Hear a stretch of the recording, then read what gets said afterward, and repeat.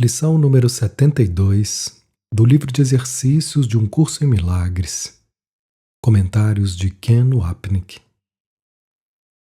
Guardar mágoas é um ataque ao plano de Deus para a salvação. Vendo as lições como uma série, movimentos diferentes em uma sinfonia gigantesca, percebemos como cada uma é parte do todo maior.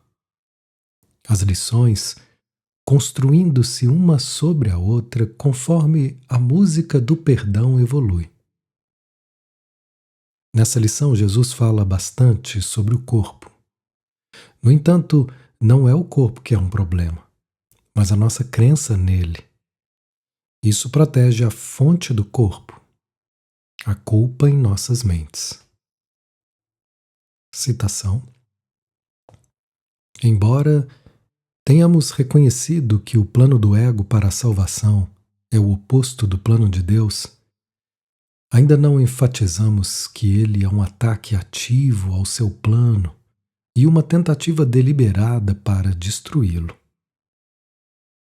Comentário: se nós realmente experienciássemos essa tentativa deliberada no instante em que começássemos a fazer julgamentos e guardar mágoas, iríamos parar instantaneamente.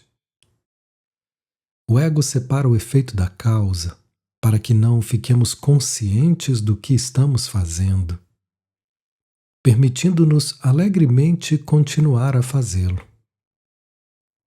Jesus estava fazendo a mesma afirmação no texto quando discutiu a crueldade do relacionamento especial, não apenas para destruir o plano de perdão de Deus, mas para destruir o próprio Deus. Nós discutimos a sentença inicial do parágrafo. Entre aspas, se percebesses o relacionamento especial como um triunfo sobre Deus, tu o quererias? Não pensemos em sua natureza amedrontadora, nem na culpa que ele necessariamente acarreta, nem na tristeza, nem na solidão. Pois esses são apenas atributos de toda a religião da separação e do contexto total no qual se pensa que ele ocorre. O tema central, em sua litania de sacrifícios, é que Deus tem que morrer para que tu possas viver. E é esse tema que é encenado no relacionamento especial.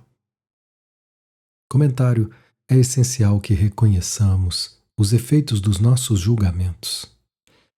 De outra forma, escolher contra eles não teria significado e realmente nunca poderia acontecer. Citação: no ataque, os atributos que são de fato associados ao ego são conferidos a Deus, enquanto o ego parece tomar para si os atributos de Deus. Comentário: esse é um tema importante no curso em milagres e nos ajuda a entender por que o mundo fez imagens tão terríveis de Deus. Destruidor, vingativo, punitivo, árbitro do especialismo, etc. Nós projetamos nossos pensamentos inconscientes sobre nós mesmos e agora os colocamos em Deus. Nós discutimos isso na lição anterior, citando a afirmação do texto sobre a impossibilidade de não percebermos. Deus como um corpo, uma vez que acreditamos ser corpos, a projeção faz a percepção. Não é apenas nossa crença no corpo que projetamos em Deus, mas o sistema de pensamento subjacente de pecado, culpa e medo. Dada a natureza imutável desse princípio fundamental da mente, novamente a projeção faz a percepção. Não poderia deixar de ser o caso que iríamos projetar nossos atributos inconscientes de egoísmo e ódio em nosso Criador. Ele é o grande assassino. Nas seguintes imagens do Sol e do raio do Sol, do oceano e da onda, Deus é percebido pelo pequeno ser como um monstro. Entre aspas.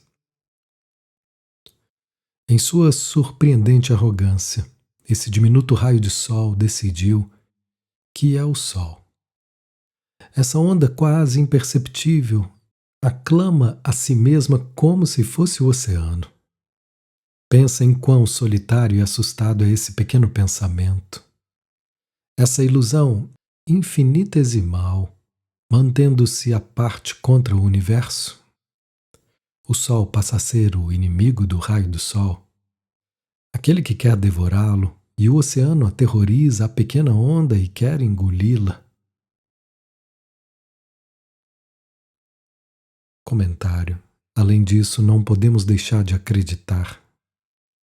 Seguindo outro princípio do ego, de um ou outro, que aquilo que uma vez foi de Deus, tornou-se nosso.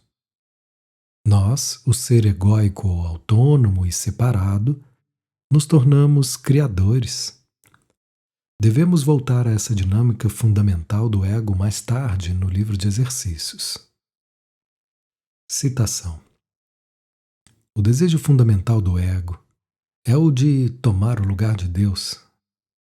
De fato, o ego é a encarnação física desse desejo, pois é desse desejo que parece cercar a mente com o corpo, mantendo-a separada e sozinha, incapaz de alcançar outras mentes, a não ser através do corpo, que foi feito para aprisioná-lo. Limitar a comunicação não pode ser a melhor maneira de expandi-la.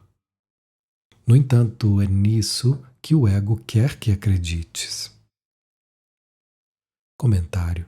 Essas são afirmações explícitas da essência do ego.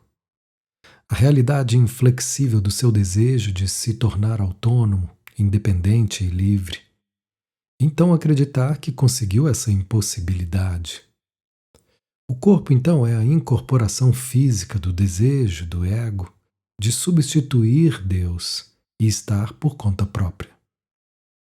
No texto, Jesus ensina que o corpo é um limite ao amor.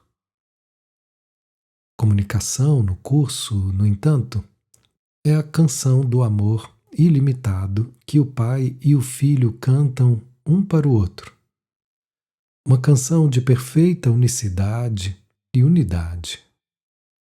O corpo mantém essa realidade separada da nossa consciência.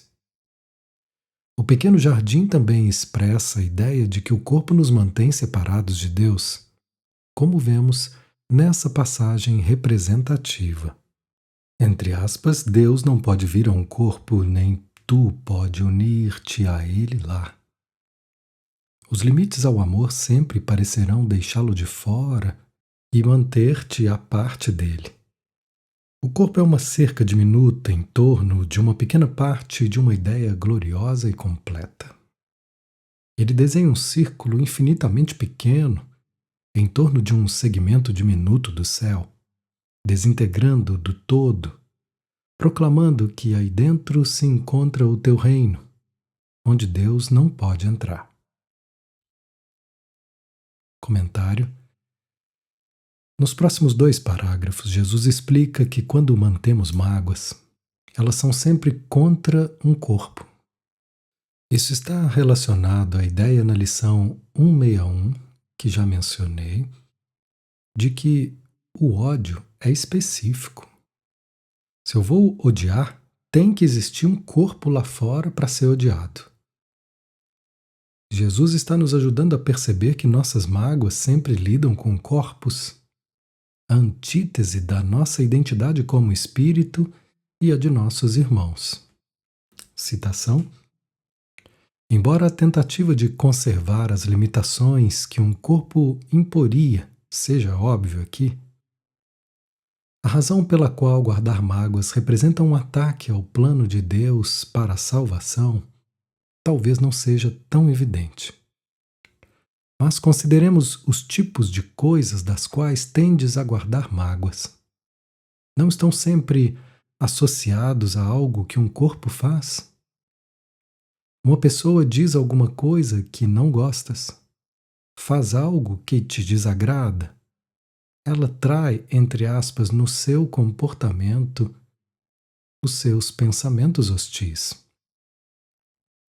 Comentário: lembre-se do papel essencial que o corpo desempenha em seu plano de manter o Filho de Deus sem mente. Ele não apenas solidifica a afirmação do ego de que a separação realmente aconteceu, mas também a esperança mágica de que o corpo de alguém mais será o repositório seguro da nossa culpa. Portanto, os olhos do nosso corpo realmente vagam a esmo viciosamente ao redor do mundo, prontos para lançar-se sobre qualquer prova de que nosso irmão é o pecador, deixando-nos inocentes e livres de qualquer ameaça de punição. Nosso irmão diz alguma coisa que não gostas porque queremos que ele diga algo de que não gostamos. Isso não significa que somos responsáveis pelo que é dito, mas que definitivamente somos responsáveis por nossa interpretação do que ele disse. Em outras palavras, nós queremos que a hostilidade esteja em outro, direcionada para nós mesmos, para que possamos vê-la lá, como essa passagem descritiva sobre os cães famintos de medo do ego retrata. Entre aspas, os mensageiros do medo são brutalmente despachados para buscar culpa e valorizar toda a migalha de mal e de pecado que possam achar, sem perder nenhuma, sob pena de morte, colocando-as respeitosamente diante de seu senhor e patrão. Os mensageiros do medo são treinados através do terror. Seus culpados mensageiros saem às escondidas em busca sedenta de culpa, pois são mantidos no frio e famintos, e seu patrão, que só lhes permite festejar em cima do que devolvem a ele, faz com que sejam cruéis. Nenhum pequeno farrapo de culpa escapa de seus olhos famintos, e em sua selvagem busca do pecado, lançam-se sobre qualquer coisa viva que vem e carregam-na aos gritos a seu patrão para ser devorada. Eles te trarão notícias de ossos, pele e carne. Foram ensinados a buscar o que é corruptível e a retornar com as gargantas cheias de coisas decadentes e apodrecidas. Para eles, essas coisas são belas, porque parecem aplacar seus selvagens acessos de fome. Comentário: sem corpo, esses cães dirigidos pelo medo não teriam nada sobre o que festejar, e sua culpa os devoraria como punição pelo seu pecado.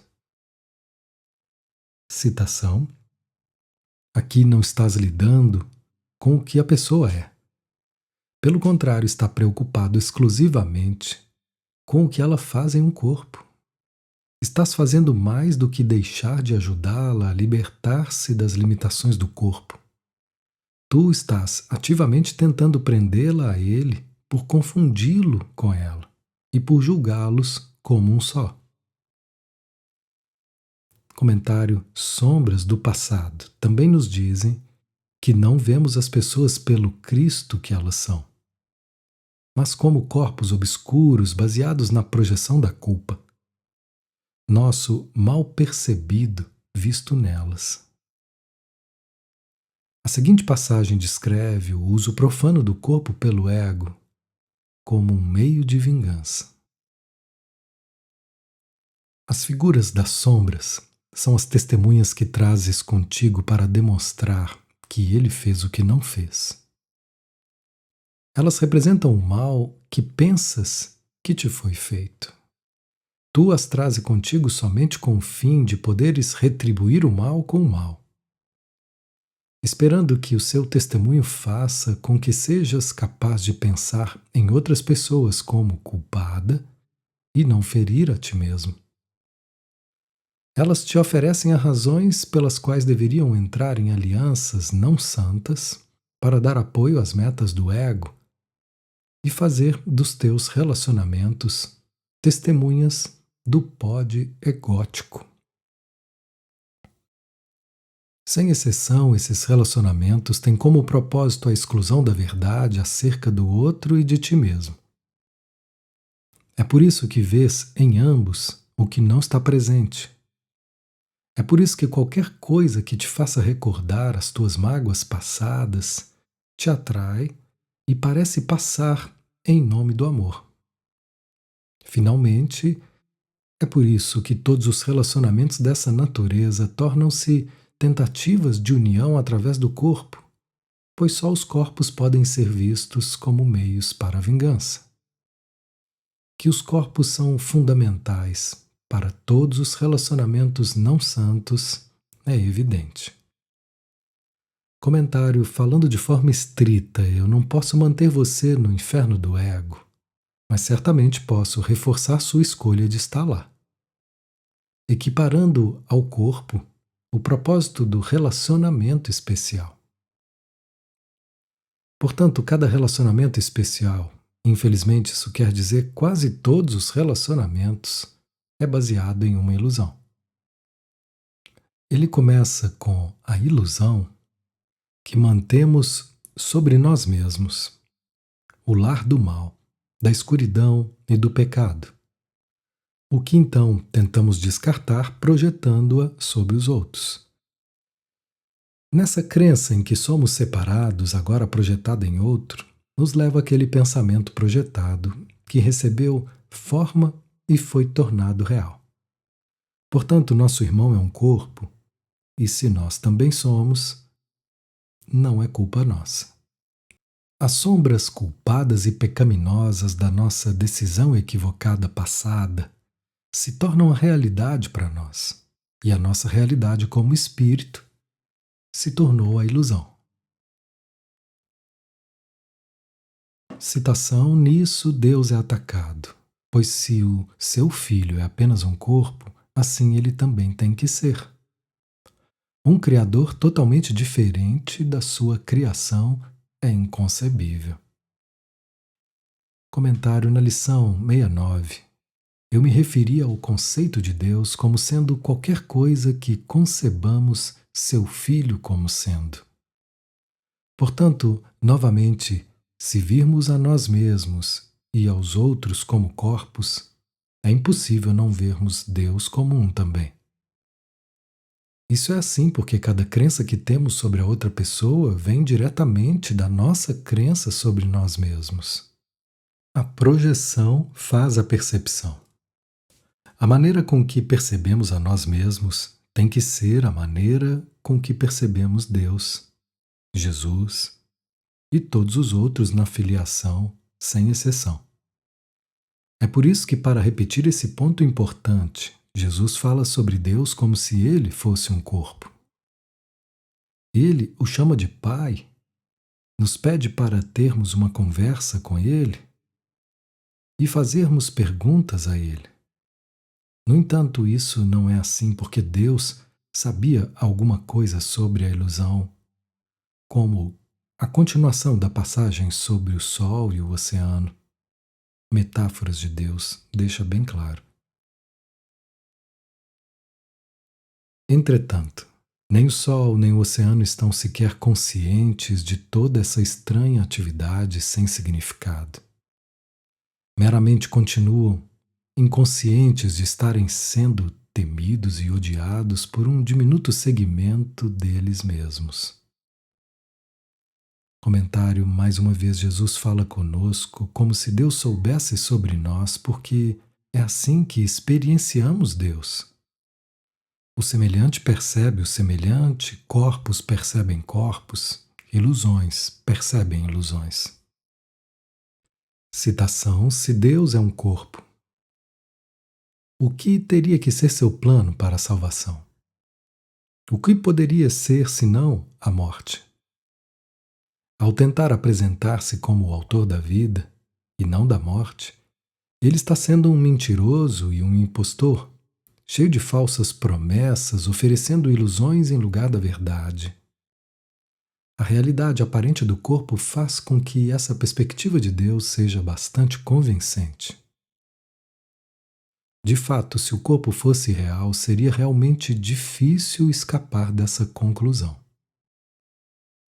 Comentário. Essa passagem retrata o Deus bíblico sem restrições. Quando tornamos nosso sistema de pensamento de individualidade real, tornamos o corpo real. Isso significa que acreditamos que destruímos o verdadeiro Deus, substituindo por uma deidade literalmente inventada a nossa própria imagem corporal. E algo totalmente mentiroso e enganador. Se o corpo fosse real, o que nós certamente acreditamos ser, essa imagem de Deus teria que ser real também. O sistema de pensamento do ego, você pode se recordar, é totalmente coerente e internamente consistente. Portanto, se o corpo fosse real, o sistema de pensamento que o fez e ainda o instrui seria real também. E Deus, a projeção da nossa culpa, tem que ser um ego também. Esse mesmo argumento inicia no capítulo 13, no texto, no contexto de um mundo de corpos feito por, entre aspas, aqueles a quem a culpa enlouqueceu. Citação. A aceitação da culpa na mente do Filho de Deus foi o começo da separação, assim como a aceitação da expiação é o fim.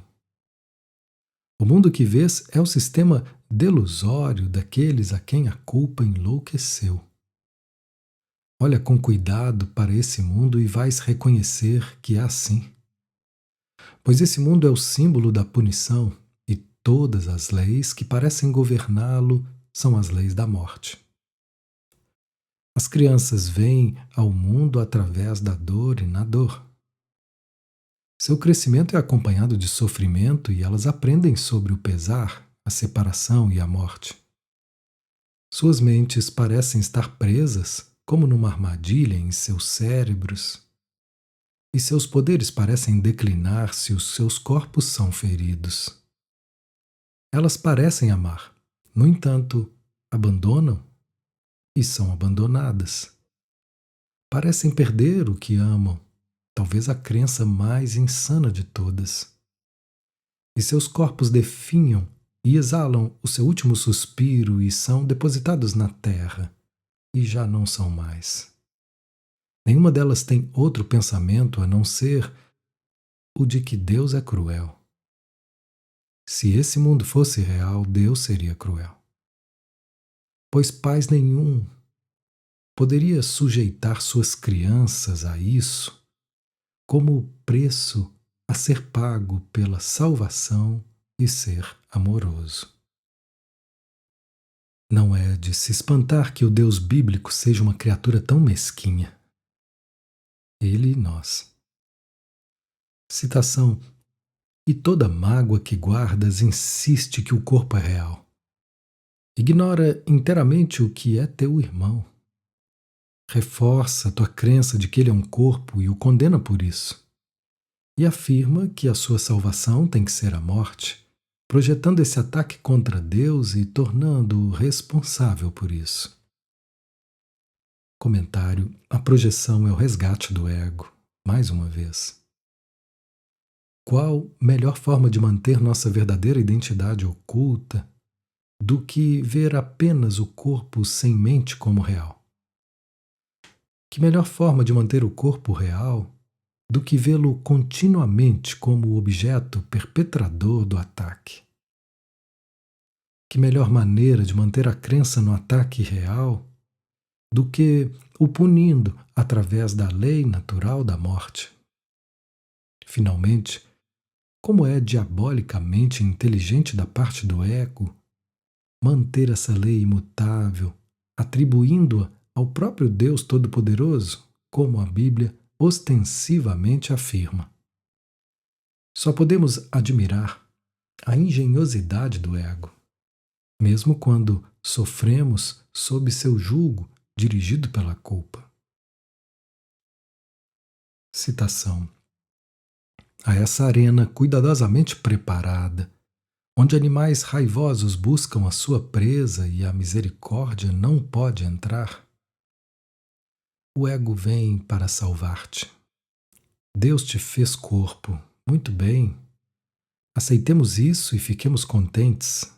Enquanto corpo, não te deixes privar daquilo que o corpo oferece. Pega o pouco que puderes conseguir. Deus não te deu nada. O corpo é teu único salvador. Ele é a morte de Deus e a tua salvação. Comentário. Essa é uma mensagem muito forte. Mas se formos honestos conosco mesmos, vamos perceber que isso não é apenas o que as religiões têm acreditado, mas o que nós acreditamos também. Na verdade, as religiões ensinam isso porque foram feitas pelo ego. A referência aqui é aos pequenos fragmentos de especialismo que estamos tão desesperados para conseguir, pelos quais tão lamentavelmente nos afundamos. É por isso que Jesus diz no texto que o problema não é que pedimos muito, mas que pedimos pouco demais. E o motivo pela qual ele nos pede para considerar nosso uso do corpo. Entre aspas, pensar que poderias ficar satisfeito e feliz com tão pouco é ferir a ti mesmo. Comentário. Em A Canção da Oração, ele nos incita a não irmos atrás das partes da canção, mas para buscarmos, em vez disso, a experiência da própria canção. Em outras palavras, não deveríamos aceitar os substitutos esfarrapados e específicos do especialismo, quando Jesus está nos oferecendo a totalidade do amor de Deus. Não podes, portanto, pedir o eco. É a canção que é a dádiva. Junto com ela vêm os tons maiores, as harmonias e os ecos, mas esses são secundários. Na oração verdadeira, tu ouves apenas a canção. Todo o resto é meramente acrescentado. Buscaste, em primeiro lugar, o reino do céu, e tudo mais, de fato, lhe foi dado. O ego tem dito a nós que Deus não nos deu nada, pois ele nos deu o corpo e nos deixou aqui, e não há nada que possamos fazer a esse respeito. Além disso, ele vai nos matar. Portanto, o ego continua, enquanto estamos aqui, vamos tirar o melhor proveito disso e conseguir todas as migalhas de prazeres corporais que pudermos. Nas palavras pessimistas de Isaías, dignas do autor do livro de Eclesiastes, entre aspas, vamos comer e beber e sermos alegres, acrescenta Eclesiastes em 8,15, pois amanhã vamos morrer. Isaías 22,13. O ego então acredita que ri por último, porque o próprio fato de existir um corpo que pode viver e morrer significa que a realidade de Deus e do Cristo como Espírito eterno precisa ser ilusória. Portanto, somos salvos do amor de Deus e para o especialismo do ego. Citação. Essa é a crença universal do mundo que vês. Alguns odeiam o corpo e tentam feri-lo e humilhá-lo. Outros amam o corpo e tentam glorificá-lo e exaltá-lo. Mas enquanto o corpo estiver no centro do teu conceito de ti mesmo, estás atacando o plano de Deus para a salvação e guardando as tuas mágoas contra ele e sua criação, para que não possas ouvir a voz da verdade e dar-lhes boas-vindas como amiga. Ao invés disso, o Salvador que escolheste toma o seu lugar, Ele é o teu amigo. Deus é o teu inimigo.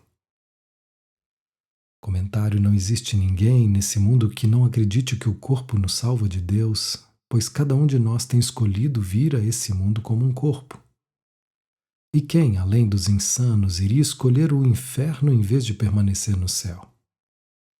Todos nós temos rido à socapa da resposta do gato risonho à pobre Alice. Talvez sem reconhecer a sabedoria de Lewis Carroll. Entre aspas. Naquela direção, o gato disse, virando sua pata, vive um chapeleiro.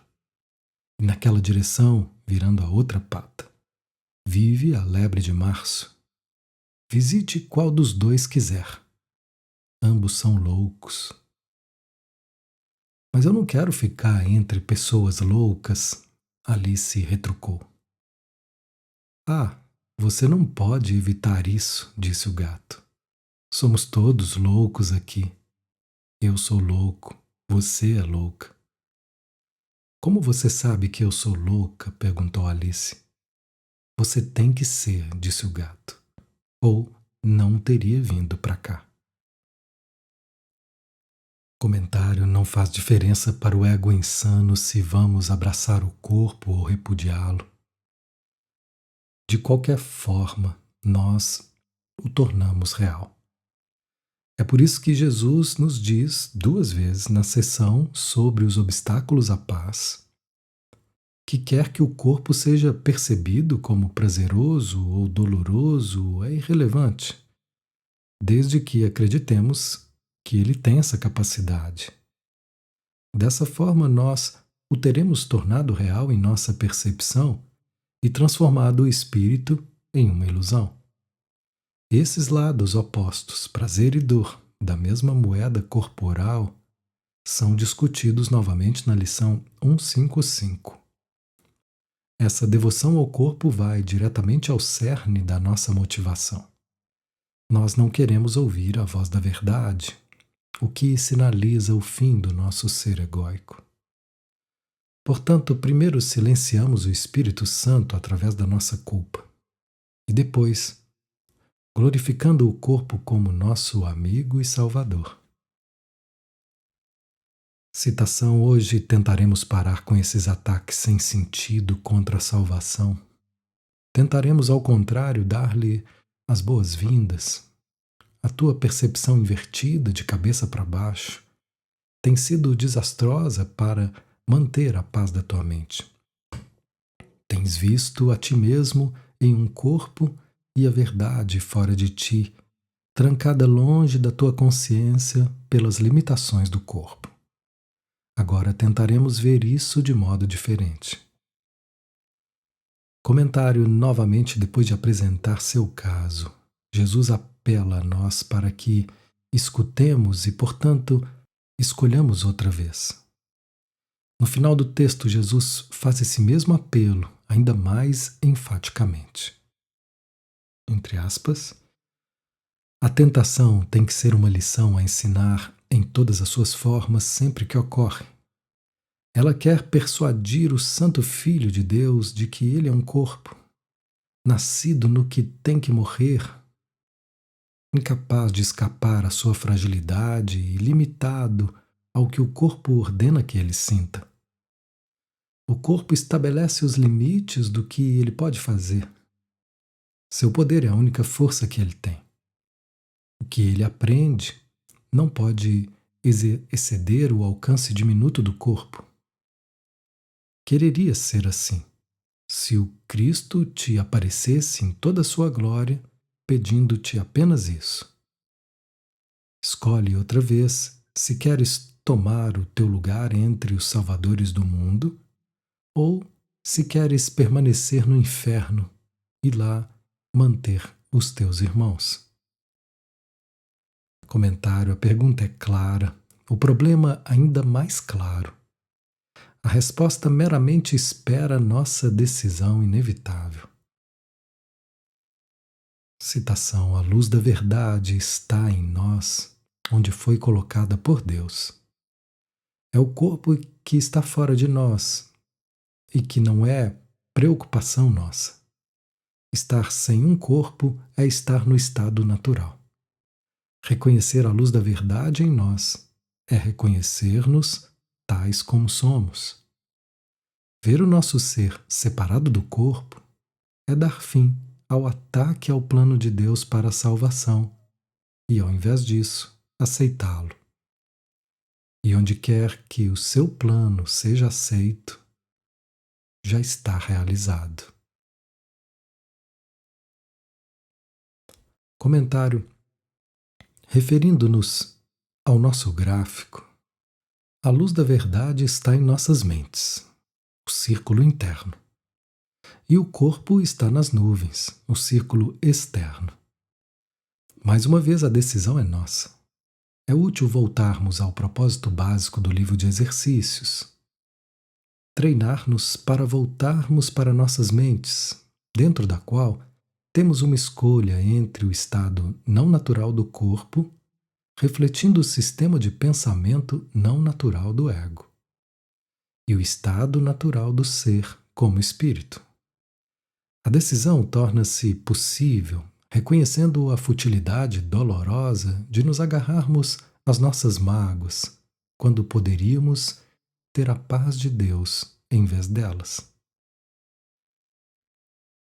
Citação: a nossa meta nos períodos de prática mais prolongadas de hoje é o de passarmos a estar cientes de que o plano de Deus para a salvação já foi realizado em nós.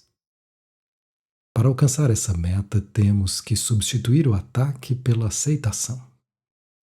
Enquanto o atacarmos, não podemos compreender que é o plano de Deus para nós. Portanto, estamos atacando o que não reconhecemos. Tentaremos agora deixar o julgamento de lado e perguntar qual é o plano de Deus para nós. Pai, o que é a salvação? Eu não sei. Dize-me para que eu possa compreender. Então esperaremos em quietude pela sua resposta. Nós temos atacado o plano de Deus para a salvação sem esperarmos para ouvir o que é.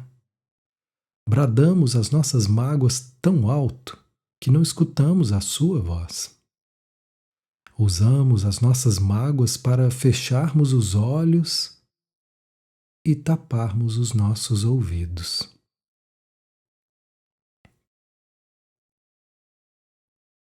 Comentário. Nós já discutimos a extensão do uso da linguagem dualista no curso em Milagres, que é vista novamente aqui e não requer comentários adicionais. Jesus está nos pedindo para deixarmos de lado os nossos julgamentos e mágoas, pois esses são os gritos estridentes do ego que nos impedem de ouvir a gentil voz refletindo o plano de Deus para a salvação, a expiação. Para citar novamente essa importante passagem sobre especialismo. Que resposta que o Espírito Santo te dê pode alcançar-te quando é o teu especialismo que escutas e é ele que pergunta e responde? Tudo que tu escutas é a sua resposta diminuta, que não tem nenhum som na melodia que transborda de Deus para ti eternamente, louvando com amor o que tu és. E essa imensa canção de honra e amor pelo que tu és parece silenciosa e inaudível diante da sua magnificência.